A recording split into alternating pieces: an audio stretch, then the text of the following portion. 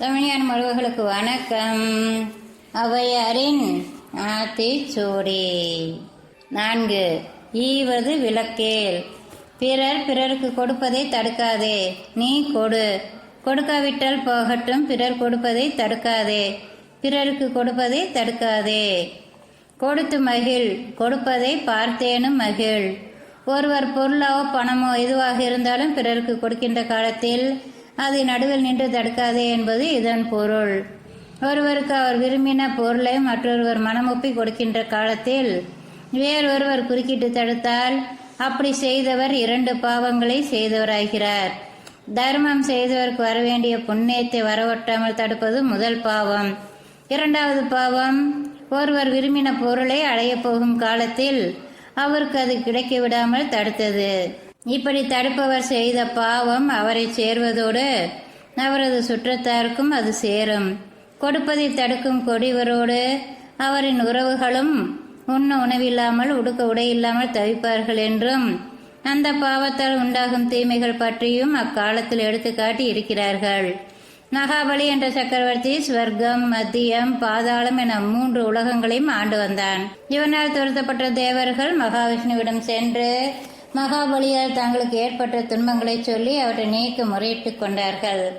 தேவர்களின் வேண்டுகோளுக்கு இறங்கி விஷ்ணுவும் ஒரு குட்டை பிரம்மச்சாரியாய் உருவமெடுத்து வாமனன் என்ற பெயருடன் சக்கரவர்த்தி மகாபலியிடம் வந்து தாம் அமர்ந்து ஜபம் செய்ய தன்னுடைய காலடியால் 3 அடி மண் யாசகம் கேட்டார். அப்பொழுது மகாபலியின் குருவாகிய சுக்கராச்சாரியார் சக்கரவர்த்தியிடம், அரசே, உங்களிடம் யாசிக்கின்ற இவரை சாமானியராக நினையாதீர். கேட்டவர்களை தண்டித்து நல்லவர்களை காக்கும் கடவுளே உங்களை ஏமாற்ற வந்திருக்கிறார். அவர் கேட்டபடி தானம் செய்யாதீர்கள் என்று தடுத்தார். மகாபலியோ, எனக்கு எப்படிப்பட்ட தீங்கு நேரிட்டாலும் அவர் கேட்டதை தருவேன் என்ற மன உறுதியோடு வாமனர் கேட்டபடி 3 அடி மண் தானம் செய்ய தீர்மானித்தான். அப்பொழுது வாமனரும் தன் கையில் இருந்த கெண்டியை மகாபலி கையில் கொடுத்து தமக்கு 3 அடி மண் தானம் செய்ய வேண்டினார்.